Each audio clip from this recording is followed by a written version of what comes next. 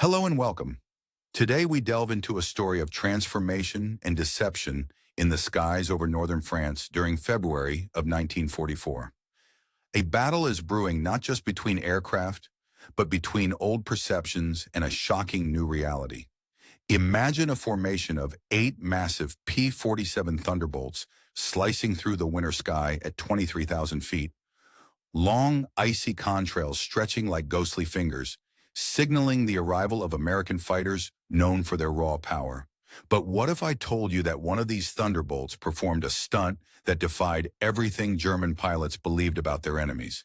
What if a fighter designed to be slow and cumbersome suddenly climbed with the ease of a nimble bird, roaring with an unearthly ferocity, its engine screaming like a beast unleashed?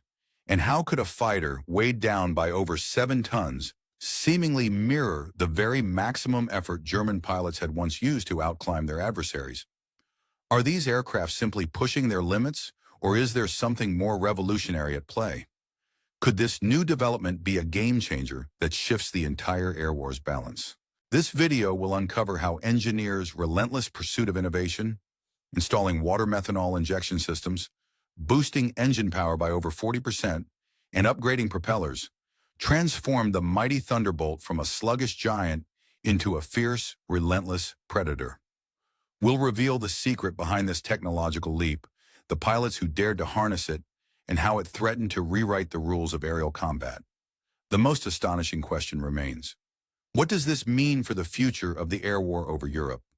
Because everything you thought you knew about the Battle of the Skies is about to be challenged. And now the story begins. Right at the moment when ingenuity met the skies, and the true nature of victory was forever changed.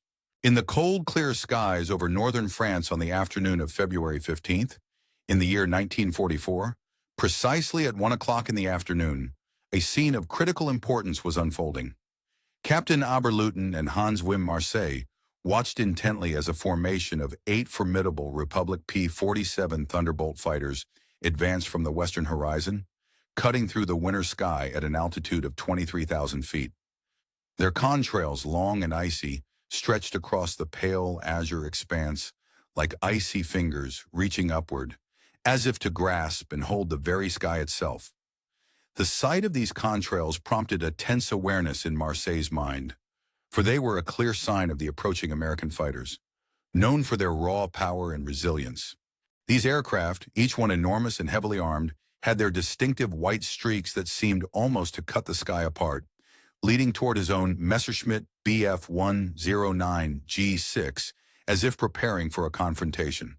Suddenly, the lead Thunderbolt, identified by its characteristic markings, performed a maneuver that made the blood in Marseille's veins turn cold, a somber warning that something unprecedented was happening in the air above them. This maneuver defied everything the seasoned German pilot believed about the mighty American fighters. They had always been predictable, if powerful opponents, but today, something had fundamentally changed. The airplane that once seemed cumbersome and slow in its climbs now defied expectations with an audacious ascent that appeared impossible for a craft weighing over 7 tons. Its Pratt & Whitney R2800 double wasp engine roared with a ferocity, a sound Marseille had never previously heard.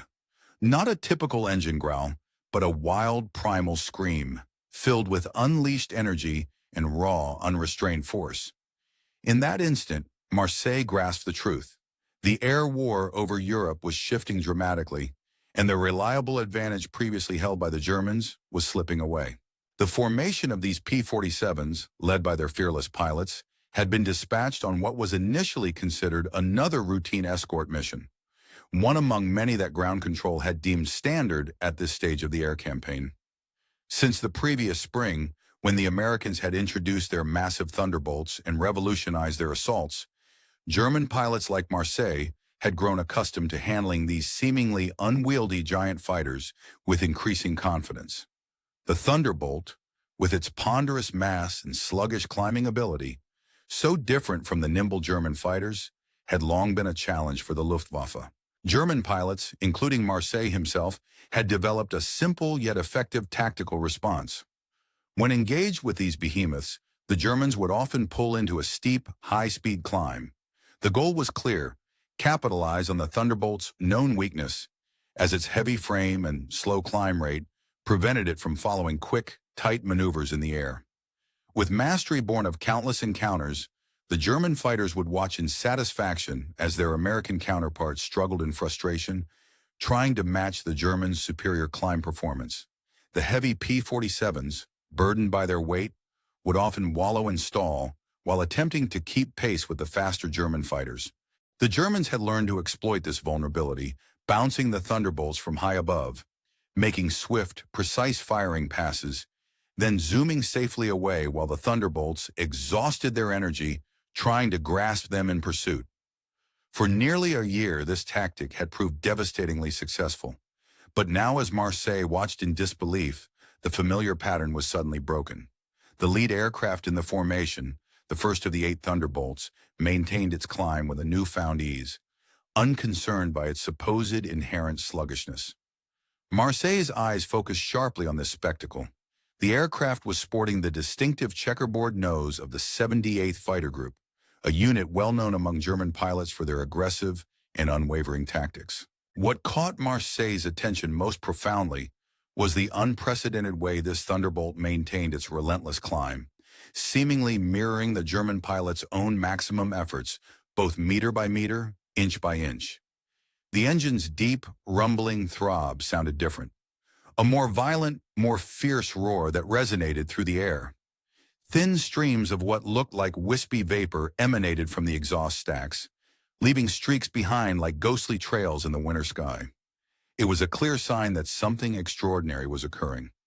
Major Wolfgang Faul, leading his 2nd Squadron of German fighters, had seen combat across many decades of warfare. His experience dated back to the Battle of Britain, during which he had faced fierce Spitfires and Hurricanes, and he had flown against Soviet Yakovlev and Lavochkin fighters, as well as American P-38 Lightnings and P-51 Mustangs. Yet even with this broad scope of experience, he had always considered the P-47 Thunderbolt a predictable obstacle on the battlefield, an armored, heavy aircraft that was. During the intense years of wartime innovation, engineers at Republic Aviation and Pratt & Whitney undertook a relentless effort to resolve a crucial issue that plagued the fighter aircraft, namely a significant deficiency in their ability to climb swiftly and effectively. This challenge was well known among pilots and engineers alike, as it limited the tactical advantages of these formidable machines. To counter this flaw, a groundbreaking modification was devised: the installation of a specialized water-methanol injection system, which was soon designated as the anti-detonation injection system, commonly abbreviated as ADI. This introduced a radical change, as the system worked by spraying a carefully balanced 50-50 mixture of water and methanol directly into the supercharger of the engine. The primary purpose of this innovative system was to diffuse the intense heat generated by high compression, especially during rapid climbs, thereby cooling the denser, compressed air charge entering the engine's cylinders. This cooling effect significantly reduced the risk of engine detonation, also known as knocking, which could otherwise cause catastrophic failure. With this technological breakthrough in place, the R2859 engine was able to boost its output from the normal 2,000 horsepower to a remarkable 2,800 horsepower, an impressive 40% surge in power. This increase drastically expanded the aircraft's performance envelope, transforming its capabilities and operational potential. In tandem with this engine upgrade, the aircraft was also fitted with the latest generation of propellers, Hamilton Standard Hydraulic Paddle Blade, props, characterized by their broad 13-inch diameter blades. These blades, unlike the earlier, slender, toothpick-style props, immersed into the air with extraordinary efficiency, dynamically improving thrust and climb rate. This combination of power enhancement and superior propeller design replaced the modest performance of previous configurations, enabling the fighter to attain new heights in agility and speed. The first squadron to receive these modifications was the 56th Fighter Group, stationed at Bogstad, beginning in January of the year 1944. Lieutenant Colonel Francis Gabreski, a highly respected ace, documented in his combat reports how the new systems visibly altered aerial battles. German pilots who had once escaped pursuing fighters by executing high climbs suddenly found themselves being intercepted, and followed into steep ascents by the reinvigorated Thunderbolts.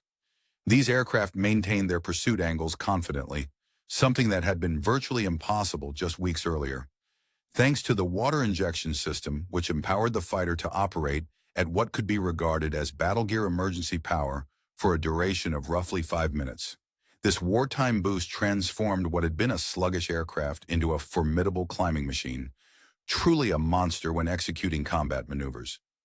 News of these technical improvements spread rapidly among the Luftwaffe, the German Air Force, causing a mixture of disbelief and caution among enemy pilots. At first, many Germans hesitated to accept the reports, believing them to be the result of pilot error, exaggeration, or simple propaganda. It was only when they encountered similar performance enhancements firsthand and experienced that no amount of skepticism could withstand that the truth was undeniably apparent. One notable encounter involved Feldwebel Kurt Bulligan of Jagdgeschwader 2, who had previously scored kills by employing a tactic of attacking from above, firing at high velocity, and then zoom climbing away to escape. His success depended on American fighters' inability to follow him in their standard climb-out. However, on February the 14th, in the year 1944, just a day before a pivotal encounter near Marseille, Bulligan engaged a formation of Thunderbolts near Camry. During the attack run on a trailing American fighter, Bulligan scored hits on its engine cowling. As he prepared to escape by climbing, he was alarmed to see the damaged Thunderbolt pursuing him, its pilot evidently pushing the throttle to the uttermost extent. As the throttle reached its last eighth of travel, the water injection system was activated, drastically altering the aircraft's engine noise from its usual roar into an almost supernatural, roaring wail. Bulligan watched his airspeed indicator drop as the massive American fighter astonishingly maintained its climb angle, a feat made possible by the newfound power boost. His subsequent attempt to pull into a dive was thwarted by the Thunderbolt's formidable weight advantage, turning the engagement into a perilous situation. The technical intricacies behind the transformation of the American fighter's performance would have captivated German engineers during this period had they known the full details. The ADI system functioned by injecting a carefully metered mixture, approximately 6 gallons, of water-methanol directly into the intakes of the General Electric C-23 turbo supercharger, located precisely at the eye of the aircraft's engine. This mixture played a dual role. Firstly, the water absorbed heat via evaporation, effectively cooling the intake charge by roughly 25 degrees Fahrenheit, which helped preserve engine integrity during high-stress maneuvers. Secondly, the methanol, possessing an octane rating of an astonishing 110, served as on a cold day when the thermometer hovered around 40 degrees Fahrenheit. The effects of the modified Thunderbolt fighters became strikingly evident. The introduction of water injection technology was a game-changer, especially because of methanol's very low boiling point of only 148.5 degrees Fahrenheit. This meant that the methanol would vaporize almost instantaneously upon entering the supercharger, serving a dual purpose. It provided a rapid and effective charge cooling effect and also delivered extra fuel energy. As a result, the engines could be pushed to operate under much higher manifold pressures, up to 70 inches of mercury instead of the usual 52 inches, significantly boosting their power output. The Germans' intelligence efforts had managed to intercept a damaged P-47 aircraft, designated P-475, in November of 1943. This acquisition was made by Second Lieutenant William E. Roach from the 355th Fighter Group, who was forced to make an emergency landing at a Luftwaffe airfield. However, this particular aircraft predated the now notorious water injection modifications. Consequently, German engineers had no foreknowledge of the radical upgrades that had been implemented. Even if they had acquired that information, the German aviation industry at the time was already strained under the relentless bombardment of Allied aerial attacks. The factories were overwhelmed trying to sustain the production of their existing aircraft designs, and they lacked the technological and logistical capacity to develop, test, and deploy systems comparable to the boosted P-47's power enhancements.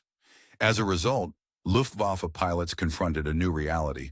The Thunderbolt fighters with their remarkable upgrades now seemed almost obsolete, evoking fears of being outclassed in speed, climb, and overall combat effectiveness.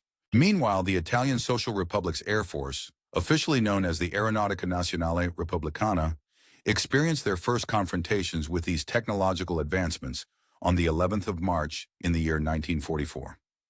Major Adriano Visconti, flying a Macchi C-205, led a sortie against a formation of American bombers shielded by escort fighters. Confident in their nimble aircraft, powered by license-built Daimler-Benz DB605 engines, the Italian pilots believed their planes could outmaneuver any American fighter. The C-205s had earlier proven highly effective against the P-47s, thanks to their superior agility and climb rate, which had allowed Italian pilots to outfight the heavier Allied fighters in previous engagements. However, Visconti witnessed a startling change during this encounter. He had anticipated that the Thunderbolt would lag behind in the climb and would be left behind. Yet to his astonishment, one of the P-47s stayed tightly linked to him, thanks to an unexpected surge of power from the upgraded engine. The American pilot activated water injection, flooding the supercharger with a mixture of water and methanol, which resulted in an extraordinary increase in engine power. The paddle blade propeller roared with newfound vigor, enabling the aircraft to maintain a blistering ascent, almost defying physics. This pressured Visconti to abandon his attack plan and instead sprintingly dive away to escape. His aircraft was unable to sustain the increased climb rate, forcing him to execute a high-speed inverted roll and then descend rapidly, leveraging the Macchi's superior roll rate to break away from the pursuing P-47. Later, he communicated to his squadron commanding officer that the American fighters had undergone a transformation, an evolution that made them seemingly different machines altogether.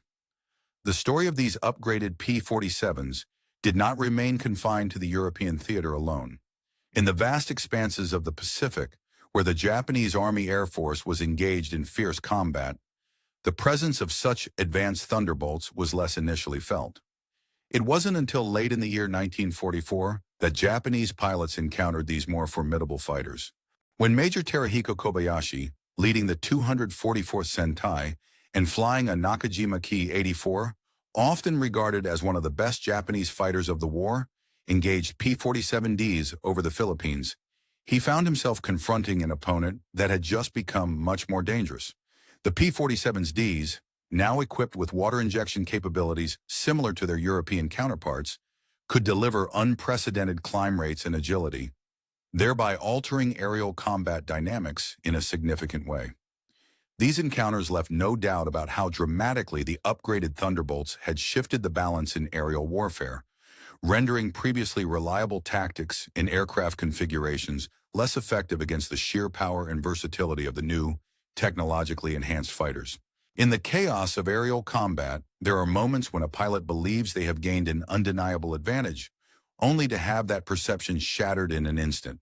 Such was the case when Kobayashi, gripping the controls of his aircraft, watched as a formidable American fighter he had initially thought was trapped in a low-energy state, suddenly erupted with extraordinary power. What seemed like a mere flicker of weakness at first quickly transformed into a surge of almost unimaginable strength, propelling the enemy into the sky with a force that defied all expectations.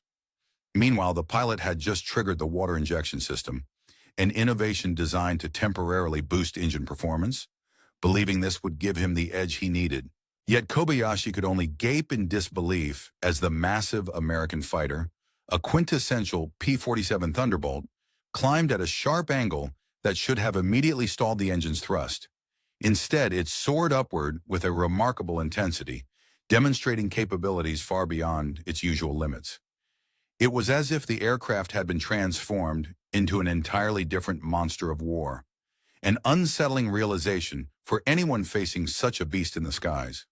The power enhanced came largely courtesy of the paddle blade propellers, a revolutionary upgrade originally tested during December of 1943 by Republic Aviation's own test pilot, Lowry Brabham.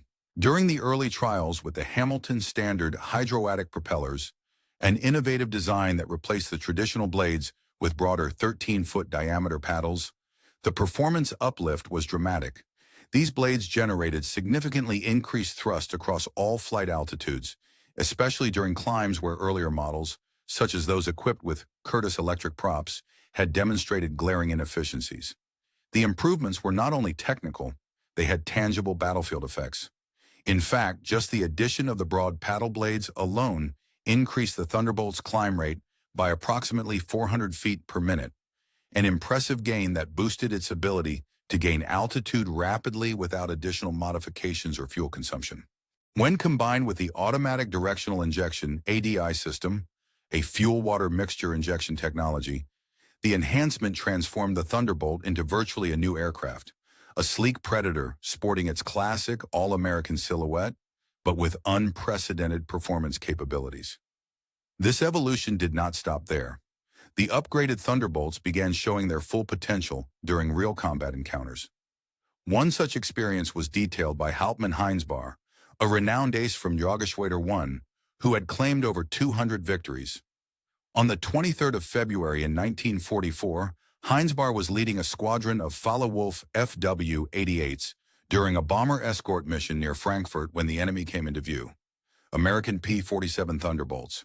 These aircraft, originally formidable in their previous form, now soared with an almost supernatural agility, especially in climb. Heinsbar watched in astonishment as 4 of the Thunderbolts from the 4th Fighter Group executed dives in their attack pattern against his formation. When he ordered his pilots to initiate their usual escape, breaking into tight climbing spirals, the outcome was startling. Unlike in the past, where the Thunderbolts were often left behind through such maneuvers, these upgraded aircraft followed relentlessly, maintaining pursuit angles impossible just weeks earlier. Faced with this newfound agility, Heinsbar was compelled to order his pilots to split up and undertake individual escape routines, an act that underscored just how much the American fighters had improved. Later, in his combat report, he remarked that the American pilots had somehow transformed their heavies into aircraft capable of climbing with the performance and agility akin to that of a Messerschmitt. However, the transition to this new performance level was not subjected to flawless implementation initially. Early units equipped with water injection systems in Europe suffered from persistent technical issues. Ground crews unfamiliar with the precise proportions necessary often filled the automatic directional injection tanks incorrectly, in some cases mixing only 30% ethanol instead of the prescribed 50% methanol. This supply confusion led to catastrophic engine failures and detonations during combat, severely impairing operational readiness. Recognizing the gravity of these problems, Pratt & Whitney dispatched engineer Bill Kloss to England in February of 1944 with the critical task of diagnosing and correcting the deficiencies. During his investigation, Kloss discovered that many ground crew chiefs misunderstood the importance of the mixture ratio.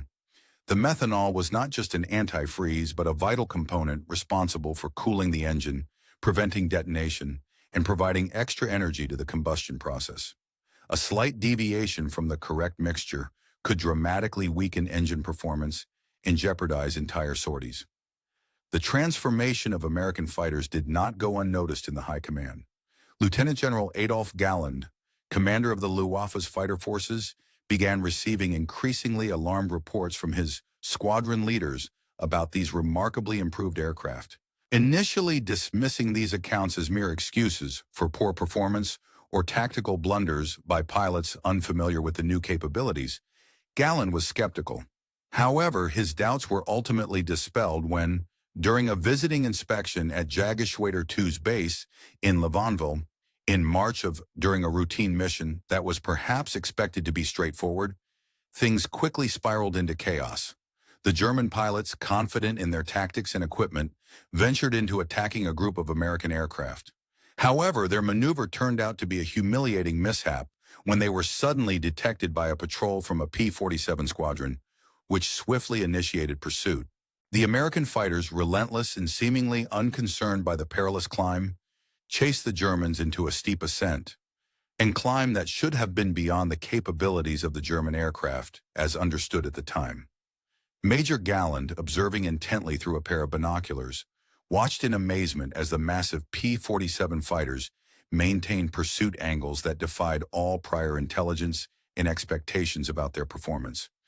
These American fighters, notable for their size and firepower, demonstrated agility and endurance that seemed almost superhuman, continuing to trail the Messerschmitts through the sky even as they climbed aggressively and steeply.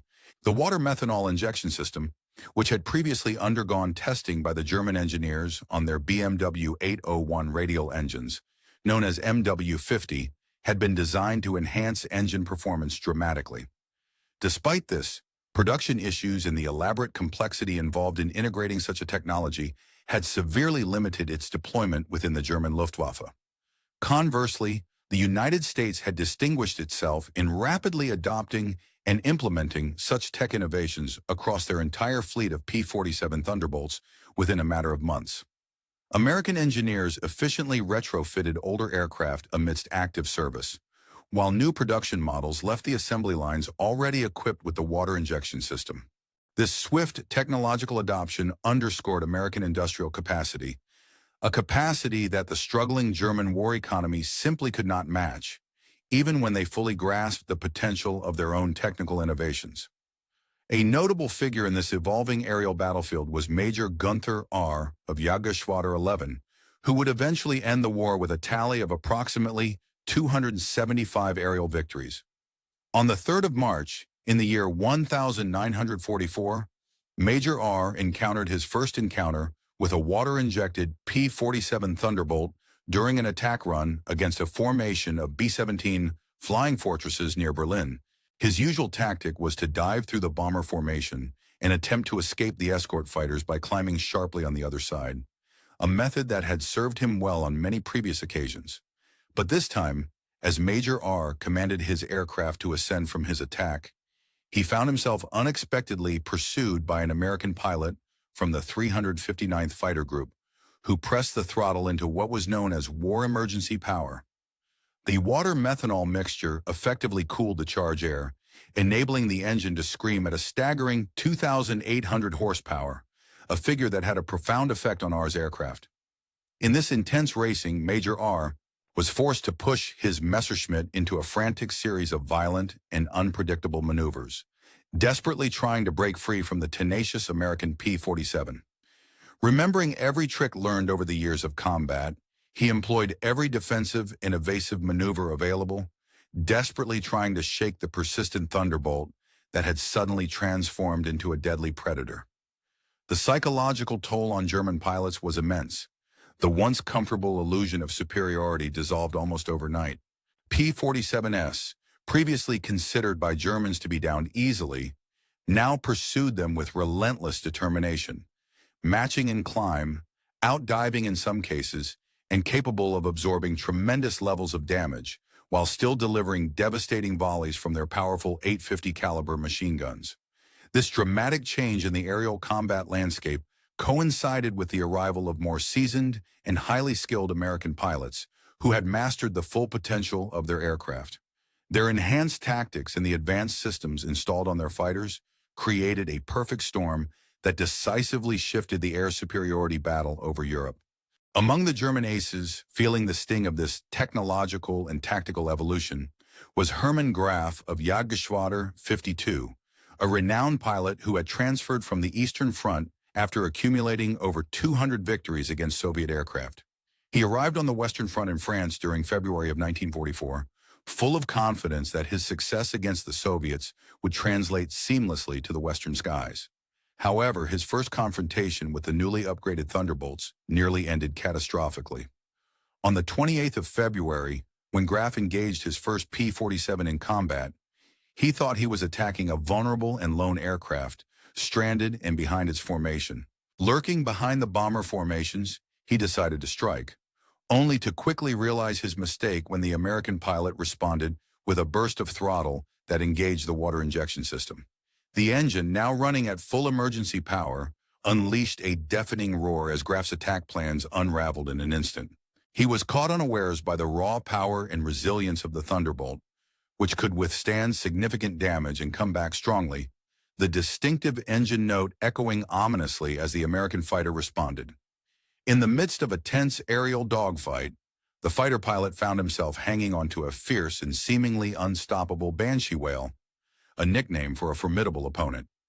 Just as the enemy aircraft suddenly surged upward with astonishing rapidity during a steep climb, the Crescensta's Messerschmitt, Mi-262 Metermit, experiencing this sudden threat, narrowly escaped by executing a sharp, maximum power dive away from danger.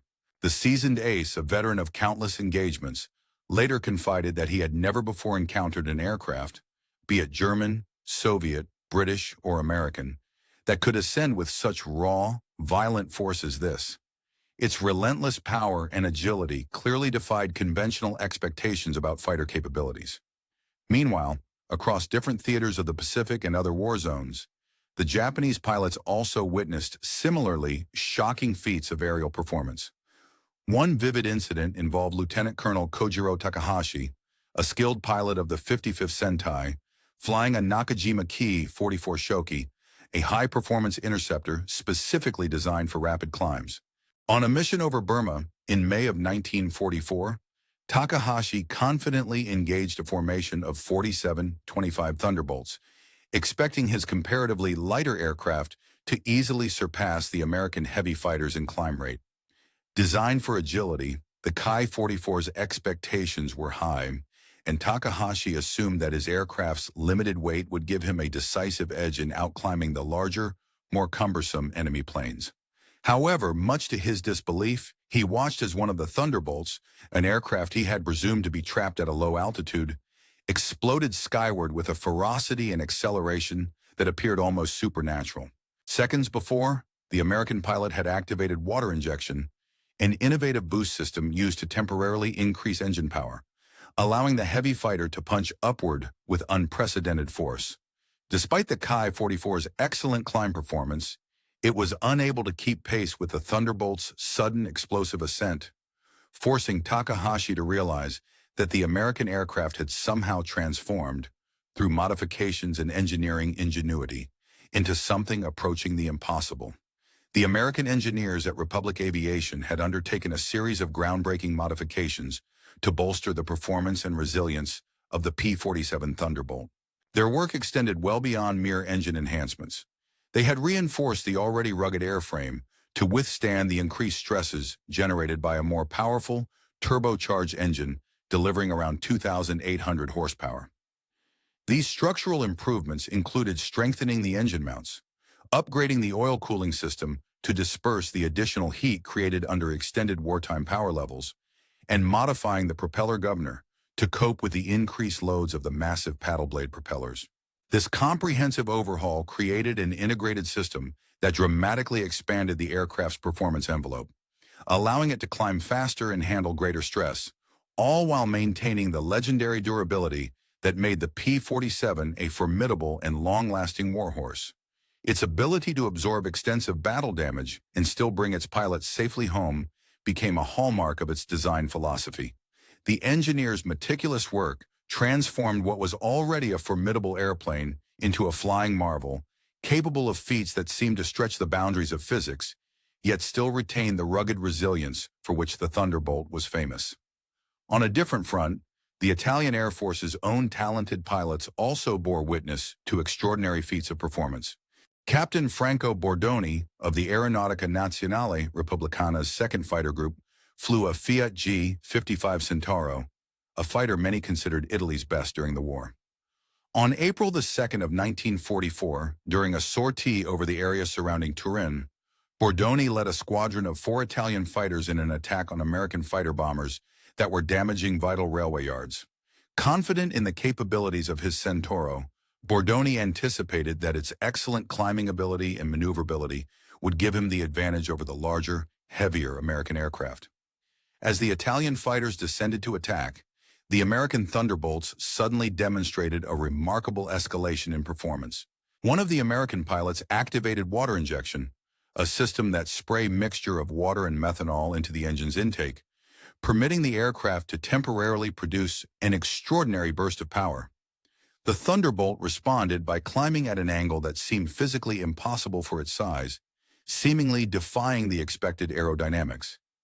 Its rapid ascent left Bordoni's squadron scrambling to react, forcing them to disperse and escape independently rather than as a cohesive formation. In the aftermath, Bordoni later reported that the American fighters, empowered by these enhancements, appeared to possess deployable supernatural abilities. The secret of this astonishing power lay in the precise mixture ratio of water and methanol used for injection. Typically, pilots and engineering units standardized a 50-50 mixture, although some units experimented with ratios as high as 60% methanol to 40% water, favoring the former. The water component served primarily as a cooling agent, thanks to its high latent heat of vaporization, absorbing substantial amounts of heat as it evaporated. Specifically, water could absorb. The incredible power of the P-47 Thunderbolt was largely attributed to its sophisticated combustion engine, renowned for its remarkably high octane rating. This special fuel, with its superior anti-knock properties, enabled the R2800 engine to operate at unprecedented power levels that would have inevitably caused pre-detonation or knocking if conventional fuel had been used. In essence, this high-octane fuel was a crucial element allowing the engine to push the aircraft to its maximum potential without risking engine damage, thereby significantly enhancing its combat performance. Major Wilhelm Hoffmann of the German Luftwaffe's Jagdgeschwader 3, stationed at Salzsee, was a pilot and tactician who had dedicated considerable effort to devising effective combat strategies specifically tailored for engaging American P-47 fighters. He had painstakingly studied the aircraft's known vulnerabilities and developed a set of tactical maneuvers aimed at exploiting them. Hoffmann trained his pilots to consistently approach from above, taking advantage of gravitational potential energy, then execute a single firing pass from this advantageous position. After delivering their attack, the pilots would execute a steep climb, a maneuver that the heavier American fighters found difficult to match, especially when trying to pursue in close proximity. This tactic was based on the premise that upper of the armored Thunderbolt could be momentarily vulnerable during its attack run, and Hoffmann advised his pilots to capitalize on this, then disengage swiftly by climbing away. However, on the 8th of March in the year 1944, Hoffmann's well-rehearsed plan unraveled during a patrol involving B-24 Liberators escorted by P-47 fighters from the 355th Fighter Group. Major Hoffmann led an interception against the formation, expecting that the Thunderbolts would perform their customary climb-and-strike maneuver. What transpired instead was startling. The American fighters suddenly demonstrated a remarkable climb rate that rivaled or even exceeded the aircraft led by Hoffmann himself, an aircraft in his eyes nicknamed the Messerschmitts, a product of optimally tuned American engineering. The pilots in the P-47s communicated urgent alarms over their radios as their fighters unexpectedly maintained pursuit beyond expectations. Water injection systems, which sprayed water into the engine's combustion chambers to boost intake charge and prevent knocking, were working at full capacity, allowing the Pratt & Whitney R2800 engines to deliver extraordinary levels of power that completely turned the tactical situation against the Germans. These advancements were a result of a series of engineering developments that had begun even before the adoption of the water injection system. Hamilton's standard engineers recognized that the original Curtiss electric propellers fitted to the Thunderbolt's engine were optimized for high-speed cruising, not for rapid climb performance. The narrow blades of these props converted torque into thrust efficiently only at higher speeds, limiting their effectiveness during climbing maneuvers. This recognition spurred the design and development of the hydromatic paddle blade propellers. These new blades featured a broader chord and a modified blade angle to better handle the immense torque produced by the R2800 engine at lower speeds while still maintaining high efficiency during high-speed runs. Each blade was carefully balanced and matched individually to reduce vibration and wear, ensuring the propellers performed optimally across the aircraft's entire flight envelope. The result of these modifications was significant, adding approximately 400 feet per minute to the overall climb rate, even before utilizing the additional boost provided by water injection technology, which multiplied the available power. Across the Pacific Front, Lieutenant Yoshio Yoshida of the Imperial Japanese Army Air Force's 64th Senti Unit found himself in a stark confrontation with the latest advances in American fighter technology. Flying a Kawasaki K-61 Hien powered by a liquid-cooled engine, akin to the German Daimler-Benz DB601, Yoshida encountered the upgraded P-47s over Formosa, modern-day Taiwan, in January of 1945. The ultimate evolution of the Thunderbolt series had featured extended wings for greater lift, increased fuel capacity for longer range, and the full water injection system that produced up to 2,800 horsepower, an enormous amount of power for a fighter of its class. Yoshida observed firsthand how what he was told was a sluggish and heavily armored American fighter suddenly displayed capabilities that defied prior expectations. The newer models of the P-47 generated a remarkable climb rate, maintaining speeds that the K-61 could not match in a head-to-head pursuit. Watching in awe, Yoshida narrowly escaped, diving into cloud cover to break the engagement. Later, he documented in his diary that the Americans had seemingly created a so-called monster aircraft that appeared to defy the fundamental laws of physics governing aviation, with astonishing climbs and acceleration, capable of overtaking traditional fighters. The broader strategic implications of these enhancements extended far beyond individual aerial encounters. With the modified P-47s now capable of escorting bombers effectively all the way to Berlin and back, their improved climb performance allowed them to intercept high-altitude German fighters above 30,000 feet, an altitude at which previous models during the intense period of that tumultuous conflict, Allied forces devised a groundbreaking strategy aimed at establishing elevated positions with substantial cover, effectively rendering German fighters unable to utilize their customary tactics and vulnerabilities. This innovation fundamentally reshaped the strategic nature of the bombing campaign, shifting the dynamics in unforeseen and significant ways.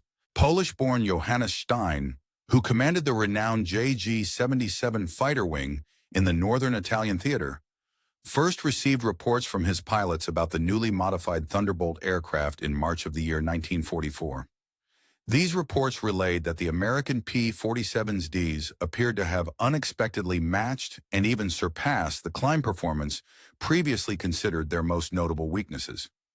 Initially, Stein was skeptical about claims that the P-47s could rival the German Messerschmitt Bf-109 G-14S in vertical agility until he personally led a reconnaissance mission on March 15. During this mission, the objective was to attack American fighter bombers operating near Bologna, and it was then that he witnessed an astonishing sight, an encounter with a P-47 D-27 pursuing his aircraft aggressively. The American pilot, in an act of remarkable ingenuity, activated the water injection system, an innovation that had been gaining attention, and followed Stein into a climb that previously would have been impossible for such a heavily built aircraft. In the intense pursuit, Stein had to utilize every fragment of his extensive combat experience and the full range of tactical knowledge at his disposal to extricate himself from the American fighter's grasp. Later, Stein relayed a crucial report to Luftwaffe headquarters, asserting that the United States had, somehow overnight, eradicated the Thunderbolt's primary vulnerability, the limited endurance caused by water injection themselves. The water-methanol injection system required nearly 6 gallons of fluid per hour when operating at wartime emergency power, a ratio that dramatically limited the aircraft's operational surge. Most P-47s carried fuel tanks equaling around 15 gallons, a quantity that provided roughly 5 minutes of sustained maximum boost, just enough time to escape or turn the tide of a critical engagement. This necessitated an ultra-careful and strategic use of the system by pilots, who had to make split-second judgments to determine when deploying their limited water supply would bring maximum advantage. Consequently, new tactical doctrines were rapidly developed, emphasizing the importance of conserving water injection resources for decisive moments, either to mount a swift escape after a bounce or to sustain pursuit of an ascending enemy aircraft. By doing so, the system became as much a psychological weapon as it was a technological advantage. German pilots could never be sure which Thunderbolts still had their full water supplies, potentially capable of an explosive climb at a moment's notice, and which had already exhausted their limited reserve of 5-minute monster performance. Major Erich Hartmann, the highest-scoring ace of the Luftwaffe, with an impressive tally of 352 victories, primarily engaged in combat on the Eastern Front. However, in April of 1944, he was temporarily transferred to JG-53, operating in Romania. During this period, Hartmann encountered the P-47D fighters flown by the 15th Air Force, which were escorting bombers attacking the vital Ploiești oil fields. Expecting these American aircraft to be relatively easy prey, especially when compared to Soviet Yak-9s and L-7s, Hartmann soon found himself confronting a different reality. Contrary to expectations, the Thunderbolts displayed an extraordinary climb performance that eclipsed anything he had previously observed. In a particularly notable encounter, a P-47D-28, or the equivalent of the 8th production block, pursued Hartmann's aircraft through a series of vertical maneuvers. Maneuvers that seemed impossible for such a heavily armored and large aircraft. Hartmann managed to escape only through superior tactical positioning and a wealth of combat experience. But he later remarked that the American fighters had, in essence, transformed their aircraft from flying tanks into veritable rocket ships, capable of incredible acceleration and vertical agility. This dramatic enhancement in American fighter performance was largely a response to the Allies' relentless bombing campaign targeting German industrial and aircraft manufacturing facilities. The pressures of strategic bombing meant that the German aircraft industry couldn't afford to divert resources to develop completely new countermeasures or technologies, even when the underlying innovations, like water injection systems, became known to the enemy. The German aircraft factories at Regensburg and Augsburg, vital centers producing aircraft components, operated under constant threat from Allied bombers, hindering their ability to innovate rapidly. Simultaneously, BMW's engine manufacturing plants, responsible for producing engines for the Focke-Wulf FW-190 and other aircraft, struggled to sustain existing production levels. They faced enormous difficulties in developing new water injection systems tailored for the BMW 801 radial engines or Daimler-Benz's inline engines as resources and time ran out. This left German pilots confronting an adversary whose aircraft performance had been nearly neutralized through Allied innovation, forcing them to rely increasingly on tactics and whatever technological advantages remained. During that intense period of aerial combat, battles often became a matter of tactical ingenuity and the skillful use of experience against opponents who had grown increasingly formidable, not only because they outnumbered the attacking forces, but also because their aircraft performance had reached a level comparable to that of the attacking nation's fighters. One notable encounter involved Commander Colonnello Mario Bellegami, commanding Italy's 5th Group of the Aeronautica Nazionale Repubblicana, ANR, which was equipped with Fiat G-55 Centauro fighters. These aircraft, emblazoned with the distinctive marks of the Italian Air Force, took part in a significant engagement on the 25th of April, 1944, when they challenged American bombers during a pivotal clash.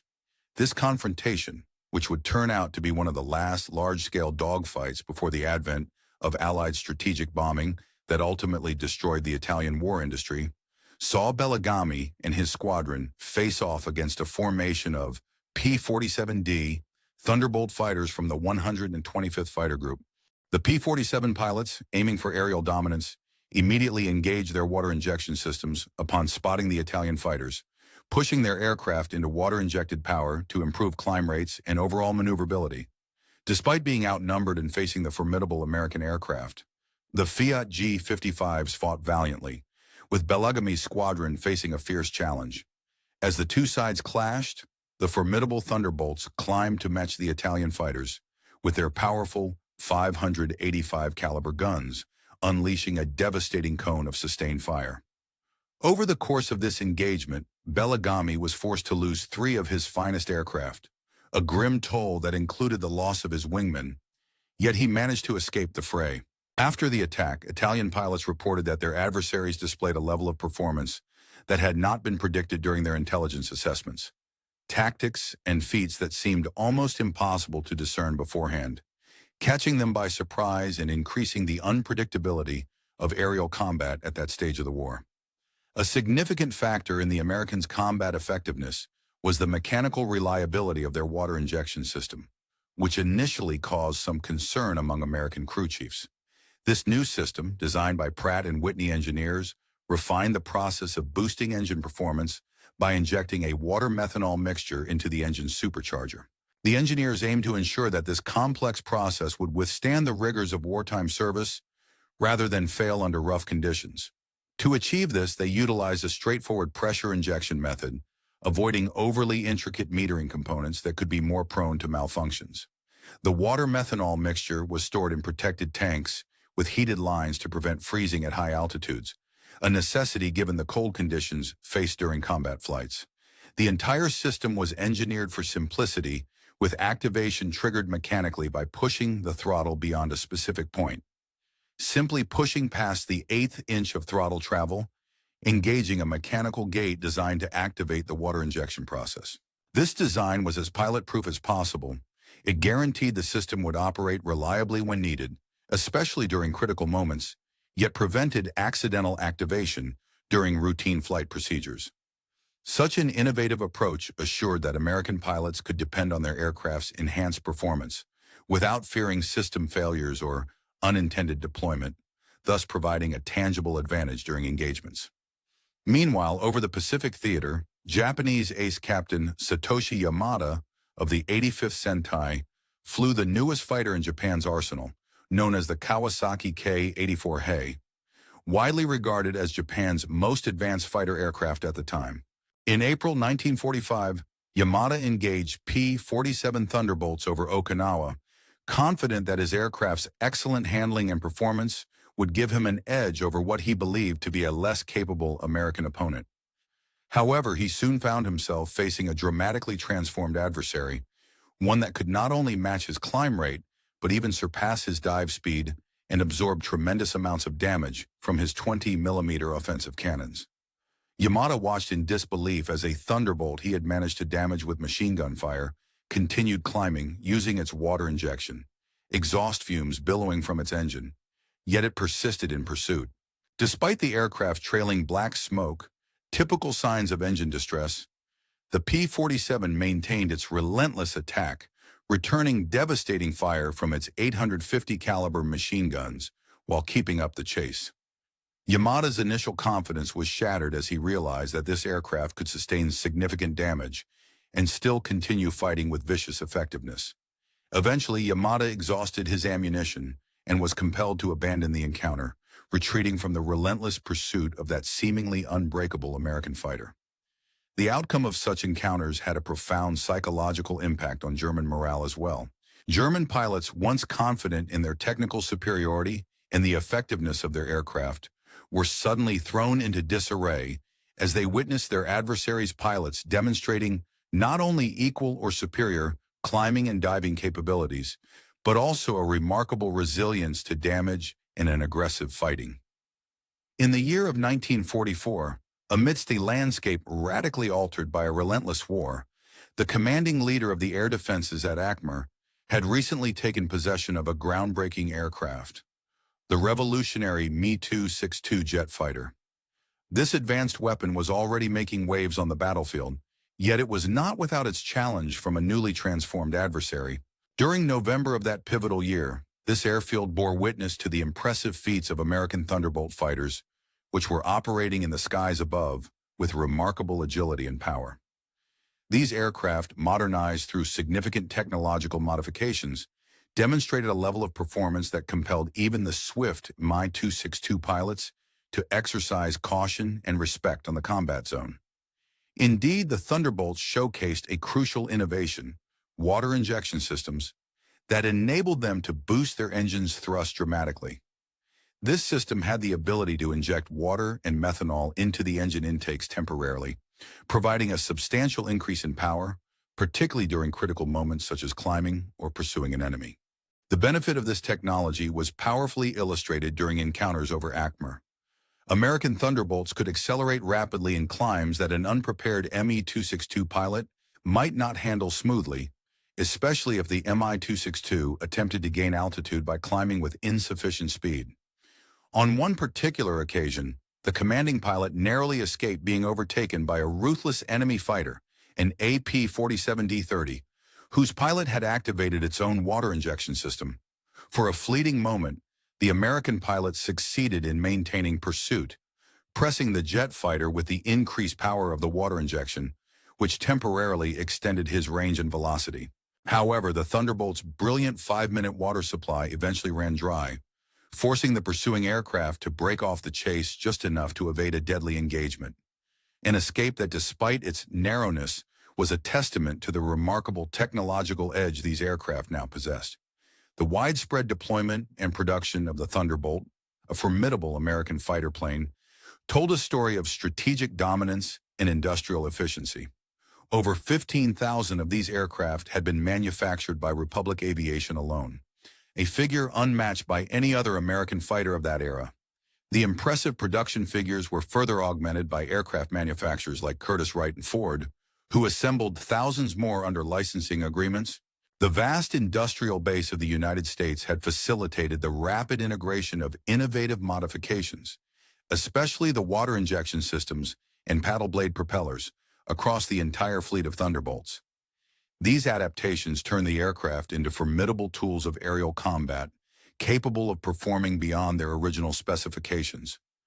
Contrasting this progress, German aircraft production was struggling to keep pace, battered by relentless Allied bombing campaigns, persistent shortages of strategic materials, and the loss of skilled workers called up into military service. The Luftwaffe, already strained by resource depletion, faced an ever-increasing number of transformed Thunderbolts, now supplied by the Americans with superior firepower and technological enhancements, against diminishing resources and increasingly inferior equipment. This disparity in resources and technological parity laid the groundwork for a decisive advantage for the Allied forces. One of the notable engagements during this period took place near Milan on April 26, 1944, just a day after the ousting and execution of Benito Mussolini and a mere 2 days before Germany's surrender in Italy. Major Giovanni Bene, commanding the Italian 37th Group of the Aeronautica Nazionale Repubblicana, clashed with American P-47D models, which belonged to the famed 57th Fighter Group. This engagement marked one of the final fighter sorties undertaken by Axis forces within the Mediterranean theater. Anticipating an encounter with Thunderbolts, Benny and his pilots immediately engaged their water injection systems upon spotting the American fighters, an immediate response that underscored the importance of this technology. The American P-47s from the 57th Fighter Group unexpectedly displayed an exceptional climbing ability when they switched on their water injection, astonishing the Italian pilot who had only known the performance limitations of his German-supplied aircraft, the Messerschmitt Bf 109 G10. Despite its impressive performance characteristics, Benet's German-made fighter was unable to escape the pursuit's intensity. Only the intervention of German flak batteries, ground-based anti-aircraft artillery, disrupted the American fighters' pursuit, forcing them to break off their attack impression. Interestingly, the use of water injection in these American aircraft did not lead to an expected rapid decline in engine health. Instead, it demonstrated surprisingly minimal effect on engine wear. Initial concerns about the durability of engines subjected to water injection, fearing that the added power might accelerate wear and cause early engine failure, were ultimately allayed when Pratt and Whitney engineers discovered the true mechanism at work. Their studies revealed that the water-methanol mixture actually lowered the peak combustion temperatures within the engine's cylinders, despite the increased power output. This cooling effect protected key engine components such as valves and pistons from excessive heat damage typically associated with high-performance operations, enabling these aircraft to maintain a sustained output of approximately 2,800 horsepower during combat missions without sacrificing reliability. Despite the heightened power, amidst the vast expanse of the Pacific, a new variant of the legendary aircraft emerged, boasting significantly increased fuel capacity. This adaptation was designed expressly for the long-range missions necessary to traverse the immense distances across the ocean, a necessity brought on by the vastness of the theater and the changing nature of aerial combat.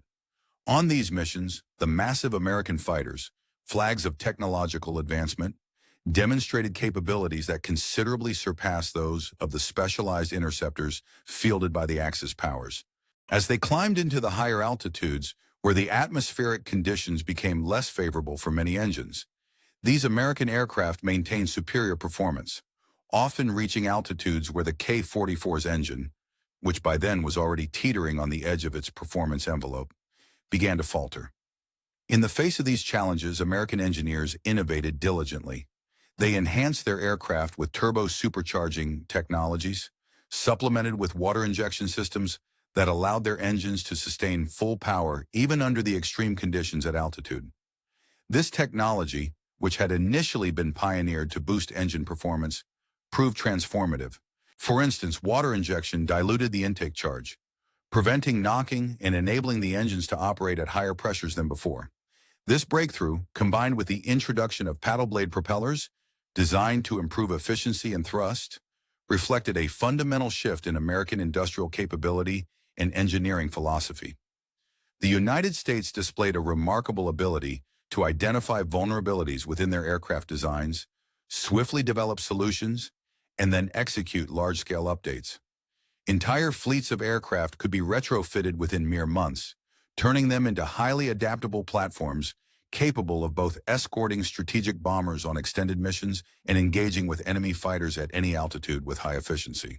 In stark contrast, Axis engineers, despite possessing a solid understanding of the underlying technology, struggled to allocate the necessary resources for mass production and widespread implementation. Their pilots found themselves confronting opponents that had been fundamentally transformed through technological innovation, rendering their existing aircraft suddenly and starkly apparently outdated. This rapid shift in technological superiority marked a decisive turning point in the air war, as the balance of power tipped increasingly in favor of the Allies during the final, most intense phases of aerial combat. One notable example involved Hauptmann Herbertfeld, leader of the 1st Squadron of Jägerschwader 11, commanding a task force of multiple fighters on March the 18th in the year of 1945. His mission was to mount a last vital effort against American bombers raiding Berlin. To maximize their chances, Herbertfeld assembled every available Messerschmitt and Fowler-Wolf aircraft, striving for a formidable force sufficient to challenge the formidable B-7 bombers. During this operation, Herbertfeld's squadron encountered 4th Height's 47 daytime fighters from the 56 Fighter Group, pilots who had been utilizing water injection technology for over an entire year.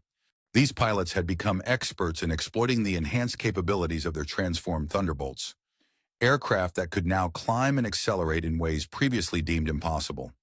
As Herbertfeld's fighters attempted to break contact, the American fighters relentlessly pursued with relentless aggression, executing every escape maneuver known to them. The water injection systems enabled the Thunderbolts to sustain angles of pursuit that would have been impossible only 18 months earlier, effectively eliminating the vulnerability once posed by their climb performance.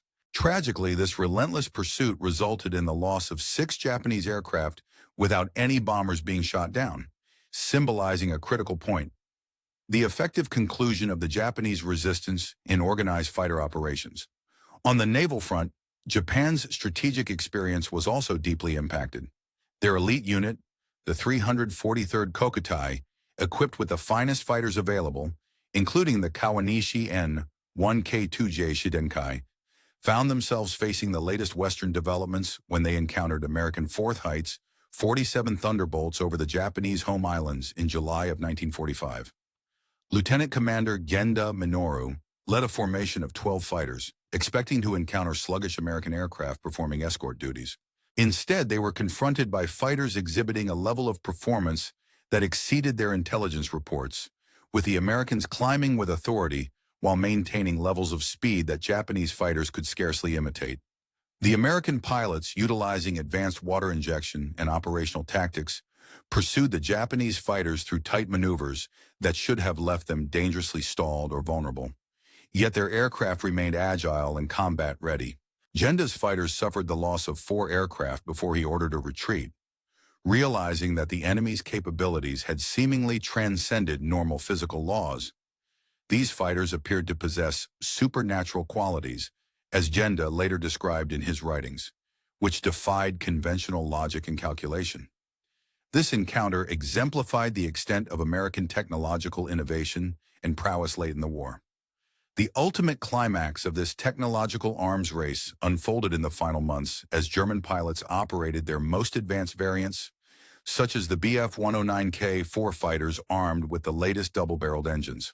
These aircraft, equipped with powerful Daimler-Benz engines, represented the pinnacle of German fighter evolution, designed the formidable piston engines capable of producing an astonishing 2,000 horsepower, transformed the once straightforward landscape of aerial combat.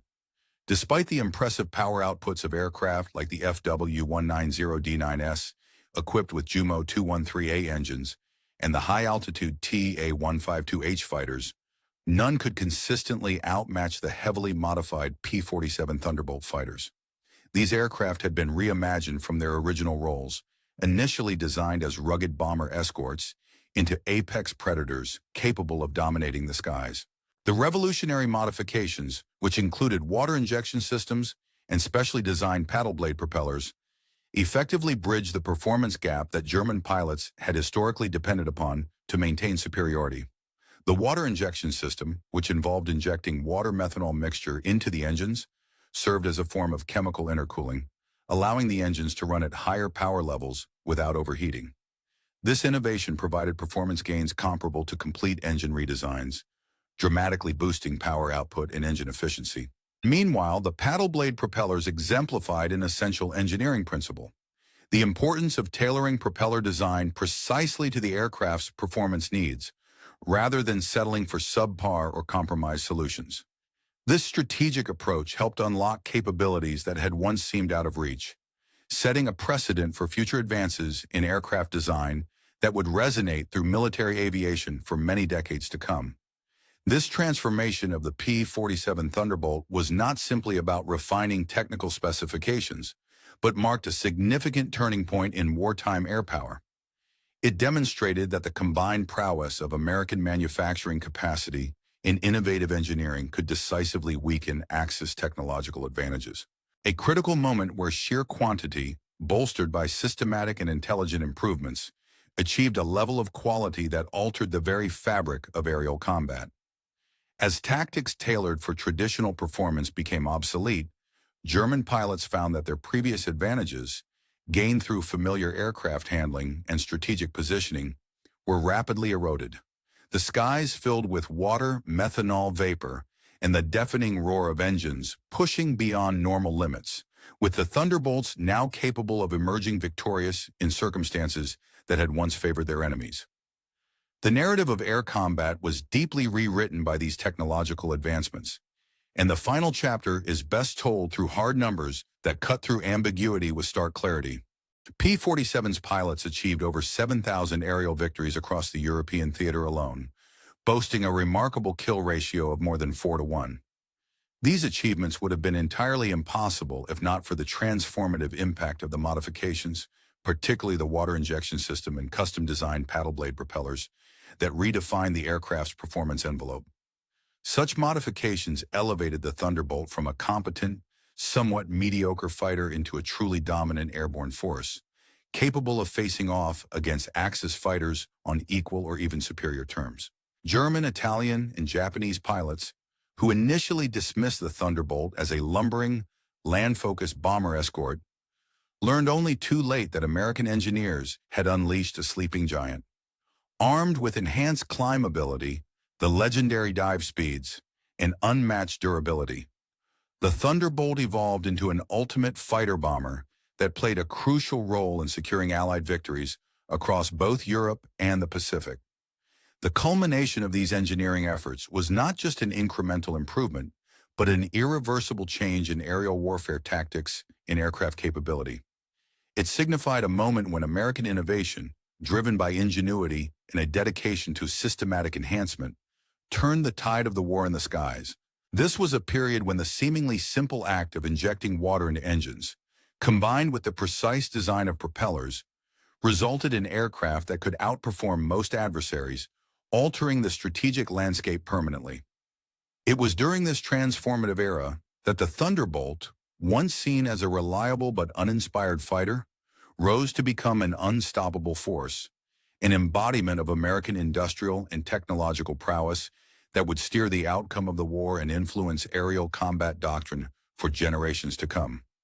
Once the transformation was complete, it could never be reversed. The airplane had forever changed.